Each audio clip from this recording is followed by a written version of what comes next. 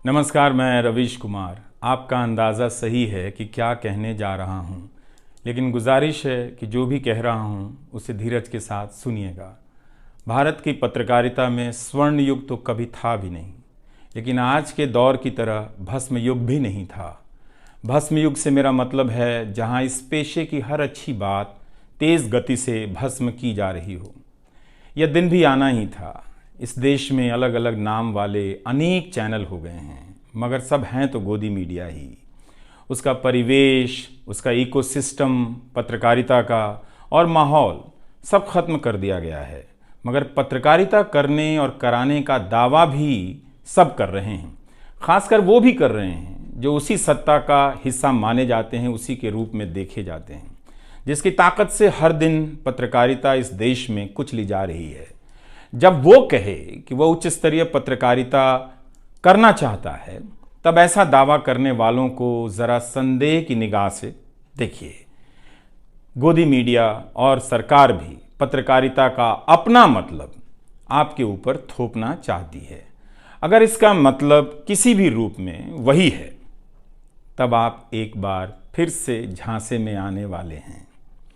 इस वक्त अपने संस्थान को लेकर कुछ खास नहीं कहना चाहता, क्योंकि भावुकता में आप तटस्थ नहीं होते, ऑब्जेक्टिव नहीं हो सकते हैं। एनडीटीवी में 26-27 साल गुजारे हैं।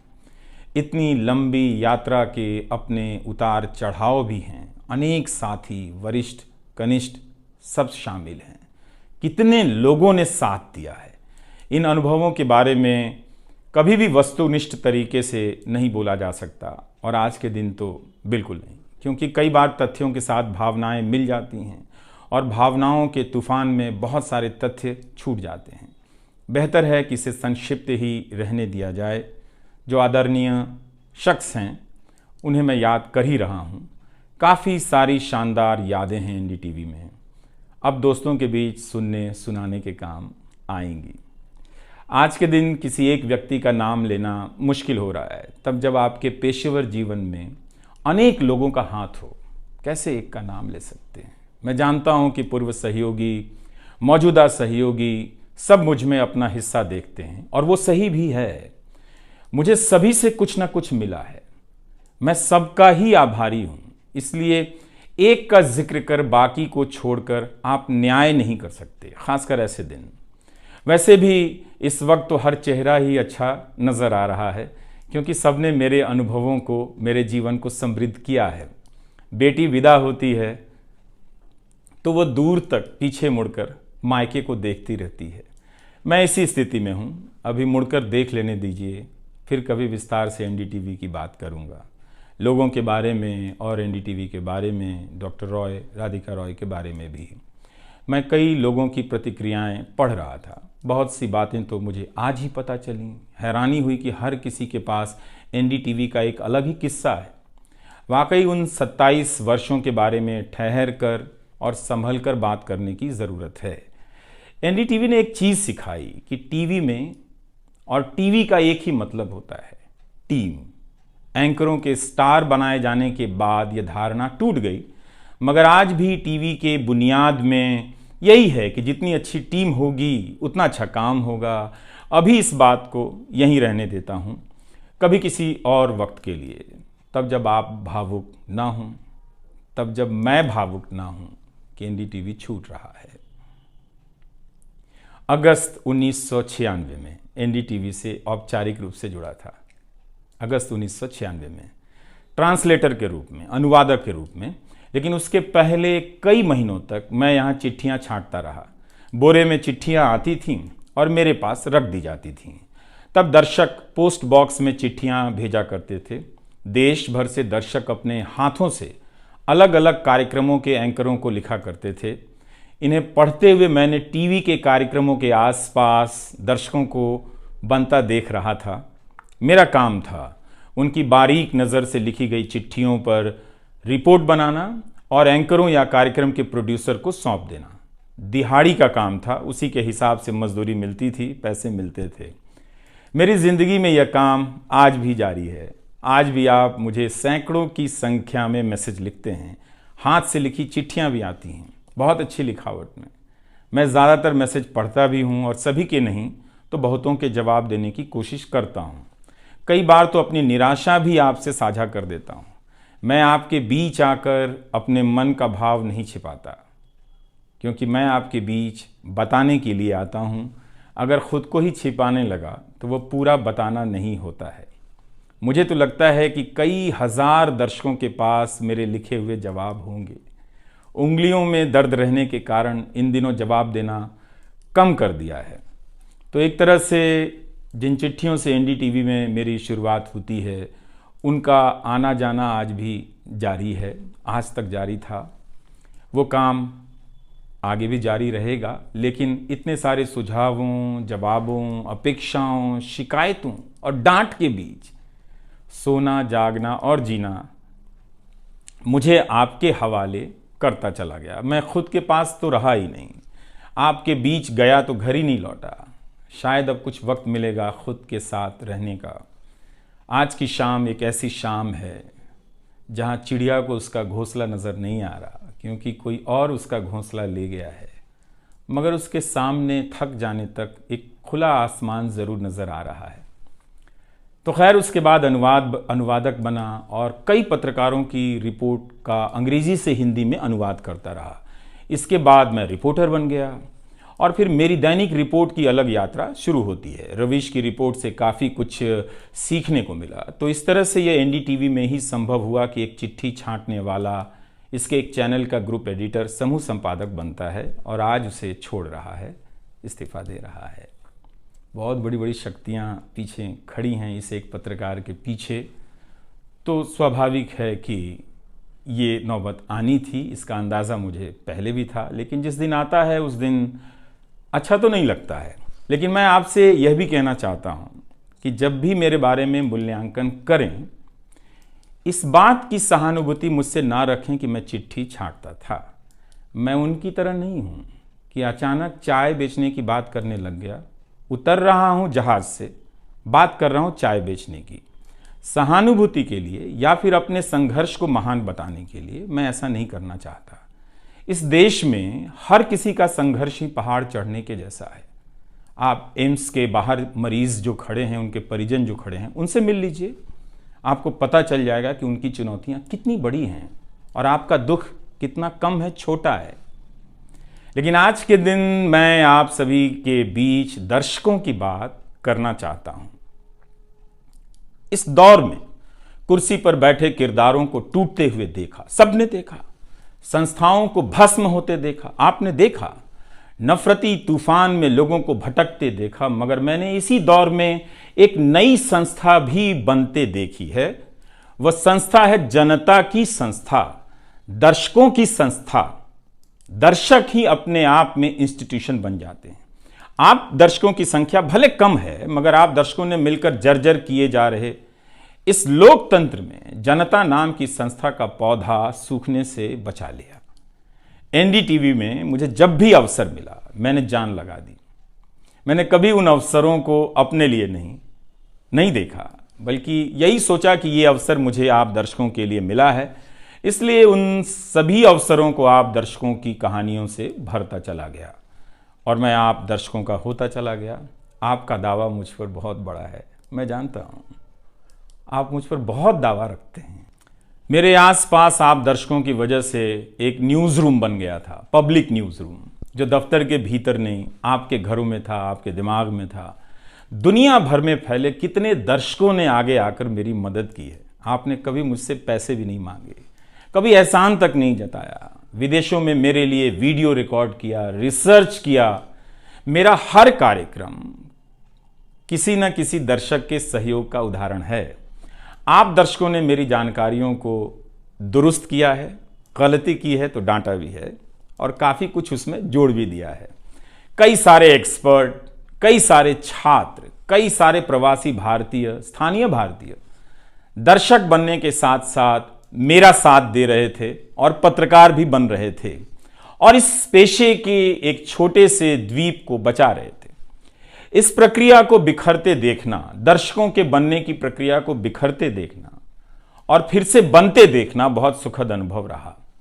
आप दर्शकों में से कईयों ने मेरे लिए अलग अलग भाषाओं से अनुवाद तक कर दिया। संसाधनों की हमेशा मेरे पास कमी रही, मगर आप सभी ने मिलकर पूरी कर दी, सिर्फ इसलिए कि प्राइम टाइम में जो भी जाए ठीक से जाए। वो मेरा नहीं, आपका प्राइम टाइम था।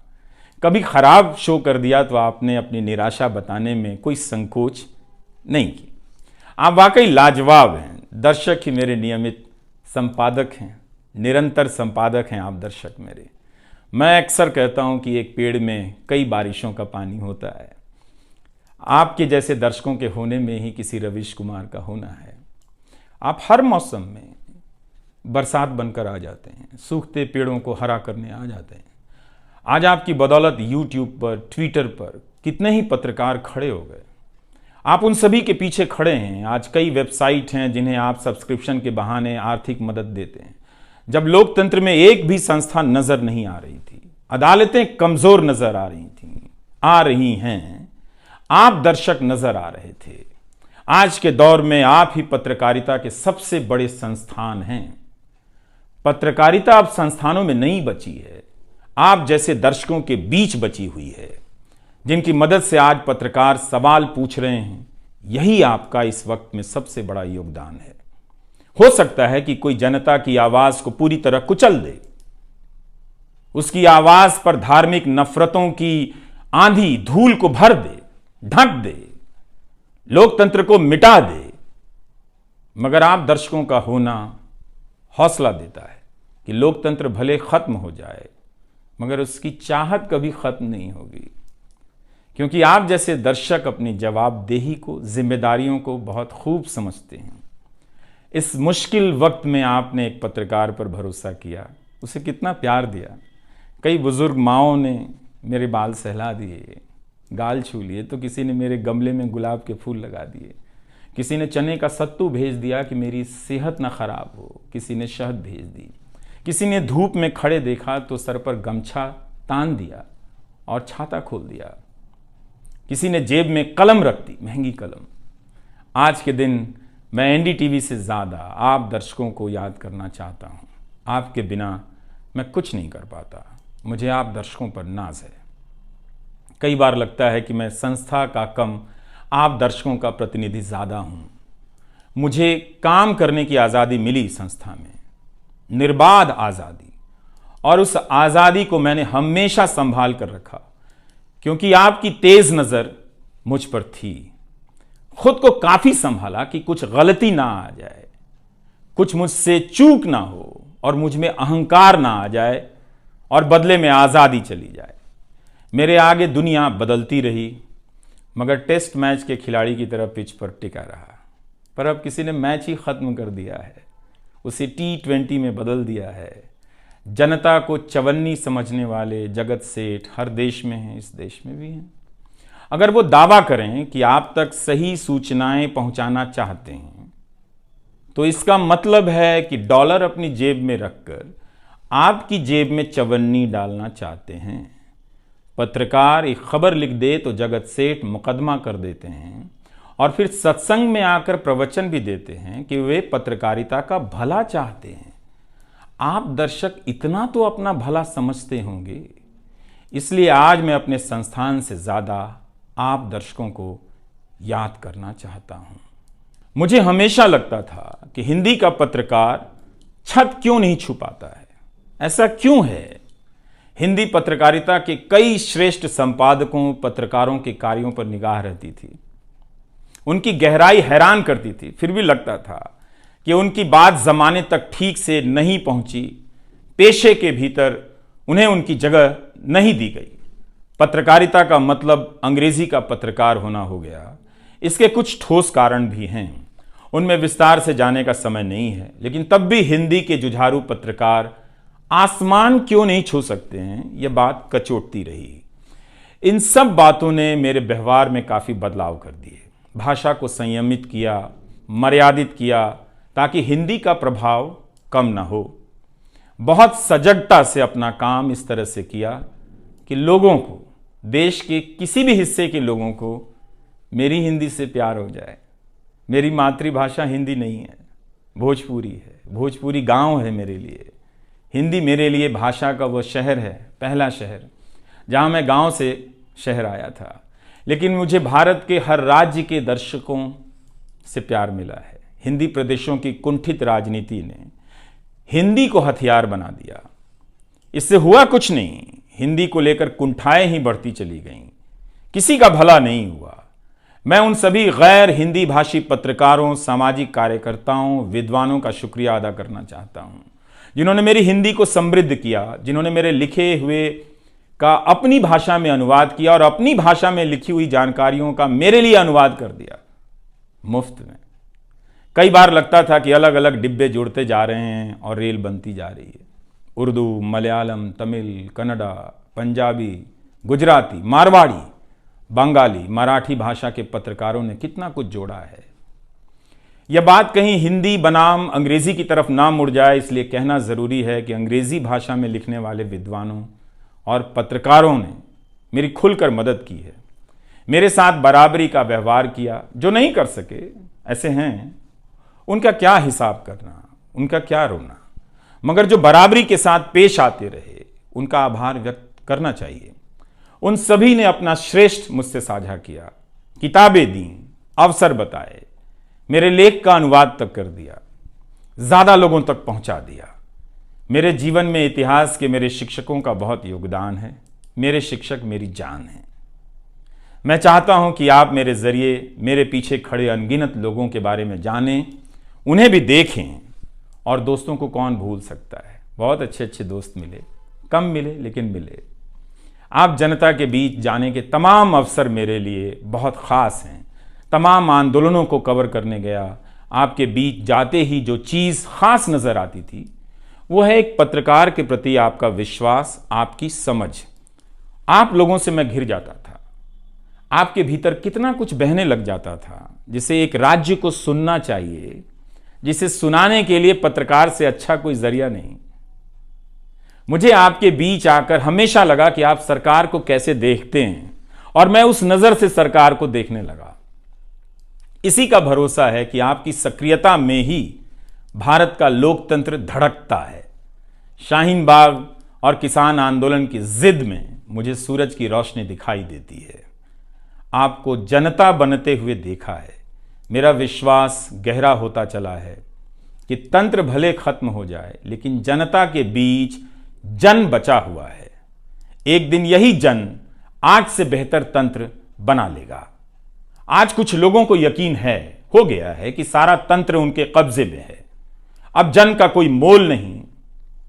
मीडिया को खत्म कर विपक्ष और जनता को खत्म किया जा चुका है। ऐसा सही भी है, मगर यही शाश्वत नहीं है। एक ना एक दिन जब लोग अपनी नफरतों से जर्जर हो जाएंगे, उनकी नफरतें उनके शरीर से दरकने लग जाएंगी, तब उन्हें किसी नई जमीन की तलाश होगी, किसी पत्रकार की याद आएगी। नफरत की गुलामी से बाहर आने का रास्ता आप ही बनाएंगे, आपको ही बनाना है। एनडीटीवी में मैंने लिखना, बोलना सीखा, दिखना सीखा, अच्छे कपड़े पहनना सीखा, टाई पहननी सीखी। बस केवल डांस नहीं आया, क्योंकि काम से वक्त ही नहीं मिला। आप सीख लीजिएगा। आज के दिन मैं अपनी महिला सहयोगियों को ख़ास तौर से याद करना चाहता हूँ। काम के प्रति ईमानदारी, टिक कर काम करना और पेशे की नैतिकता की समझ मुझे अपनी महिला सहयोगियों से मिली है, और मैंने उनसे चुरा भी ली है। उनसे मेरी सामाजिक और नैतिक समझ बहुत बेहतर हुई। मेरी इस यात्रा में बहुत सी समझदार औरतें और लड़कियों के अनुभव शामिल हैं। मेरी जीवन साथी का भी, मेरी बेटियों का भी, मेरे सास ससुर ने बहुत साथ दिया ताकि मैं बाहर जाकर रिपोर्ट कर सकूं। मेरी माँ, मेरी भाभी, मेरे परिवार के सदस्यों ने भी। ठठेरे की तरह सब ने पीट पीट कर पीतल से बर्तन बना दिया। ये मैं इसलिए भी रेखांकित कर रहा हूँ कि पत्रकारिता के पेशे में मर्द ही नहीं, मर्दवादियों का कब्जा है। उनकी आक्रामकता के बीच कई बार दम घुटता था। इतनी आक्रामकता के बीच आप रचनात्मक हो ही नहीं सकते, संवेदनशीलता आ ही नहीं सकती। इस पेशे में तमाम महिला सहयोगियों ने मुझे मर्दों की आक्रामकता से बचा लिया। अगर आप इस पेशे में आ रहे हैं, विद्यार्थी हैं, तो हमेशा अपनी महिला सहयोगियों के साथ सलीके से पेश आइए, उनकी काबिलियत को स्वीकार कीजिए, तारीफ कीजिए। प्राइम टाइम के वक्त अक्सर कहा करता था, मुझे काम करने दो, 9 बजे ही बजते हैं। सुबह उठते ही मेरे दिमाग में रात के 9 बजने लग जाते थे। मैं टाइप करने लग जाता था, रोज़ 5,000, 6,000, 7,000 शब्दों की टाइपिंग। अब शायद 9 ना बजे, प्राइम टाइम ना हो। मुझे पता नहीं था, पता नहीं है कि अब 9 बजे क्या करूँगा। मुझे टीवी से बहुत प्यार है, इस माध्यम से दिल लग गया था, शायद इसी वजह से दिल टूट रहा है। वो लाल माइक याद आता रहेगा, अब वो लाल माइक नहीं होगा। मैं जानता हूँ कि आप दर्शकों की आदतों में मैं शामिल हो गया हूँ। आप काफ़ी तकलीफ़ में थे कि मेरा क्या होगा, मैं क्या करूँगा, मैं प्राइम टाइम क्यों नहीं कर रहा हूँ। मुझे लगा कि चुपचाप किनारे हो जाना चाहिए। धीरे धीरे मेरे नहीं होने की आदत आपको डाल देनी चाहिए। इसलिए कई दिनों से प्राइम टाइम नहीं कर रहा था, ताकि आप मुझे कुछ भूल सकें। मगर आप हैं, मानते ही नहीं। हर रात 9 बजे के बाद मैसेज करने लग जाते हैं कि कहाँ हो, बीमार तो नहीं हो, सब ठीक तो है, एनडीटीवी में क्या चल रहा है, आप अच्छे हैं। तो भारत का मीडिया स्पेस बदल चुका है। उन हज़ारों युवाओं की सोचिए जो पढ़ाई पत्रकारिता की कर रहे हैं, लाखों रुपए लगा रहे हैं, मगर उन्हें काम दलाली का करना पड़ेगा, क्योंकि इसके लिए अब कोई सांस्थानिक जगह नहीं बची है। इसी के बीच जो आने वाले पत्रकार हैं, जो इस वक्त पत्रकार हैं, सभी को जूझना है। कोई घुट रहा है तो कोई इस पेशे को छोड़ रहा है। कई लोग कहते हैं कि नौकरी की मजबूरी के अलावा पत्रकार बनने की कोई दूसरी शर्त नजर नहीं आती, कोई उत्साह नहीं है। यहां तो जस्टिस तक कह रहे हैं कि जमानत देने पर जजों को टारगेट किए जाने का डर लगता है। जब जज को ही डर लगता है, तब फिर इस दौर में यह बोलना भी गुनाह है कि मुझे डर नहीं लगता है। एक डरा हुआ पत्रकार मरा हुआ नागरिक पैदा करता है। इसलिए बोला कीजिए कि हमें डर नहीं लगता है। आप उस देश के नागरिक हैं जिसने नंगे पांव ब्रिटिश साम्राज्य को घुटने पर झुका दिया। कोई कारण नहीं कि मैं आप पर भरोसा ना करूं कि एक दिन आप गोदी मीडिया की इस गुलामी से बाहर आएंगे। आप हमेशा इस गुलामी में नहीं रह सकते। इसकी गुलामी से आपको लड़ना ही पड़ेगा। यह सबकी लड़ाई है। इस लड़ाई के बिना आप दुनिया में सर उठाकर नहीं चल सकते। आपकी यही पहचान होगी कि आजाद देश के गोदी मीडिया के गुलाम हैं। इसके खतरे की गंभीरता को समझिए। कानून की आड़ में अब अधिकार कुचले जा रहे हैं, अभिव्यक्तियों को रौंदा जा रहा है, ताकि सारे अवैध काम वैध नजर आए। इस समय मेरे रास्ते निश्चित नहीं हैं, निश्चित हैं तो सिर्फ हौसला है। उसका भी क्या भरोसा, कभी आसमान में होता है, कभी पाताल में। एक YouTube चैनल बनाया है रवीश कुमार ऑफिशियल, और फेसबुक पेज भी है रवीश का पेज। इसे सब्सक्राइब कीजिएगा। अब मैं YouTube पर ही नज़र आऊँगा, एनडीटीवी इंडिया पर नहीं। किसी संस्था के साथ मर्यादाएं बहुत अलग होती हैं, फ्रीलांस और आज़ाद जीवन की अलग। लेकिन इस बार परिवार के साथ थोड़ा वक्त बिताना चाहता हूँ, जीना चाहता हूँ। मैंने इस्तीफ़ा दे दिया है। नमस्कार, मैं रवीश कुमार अब आपको उस चैनल पर सुनाई नहीं देगा। नमस्कार, मैं रवीश कुमार।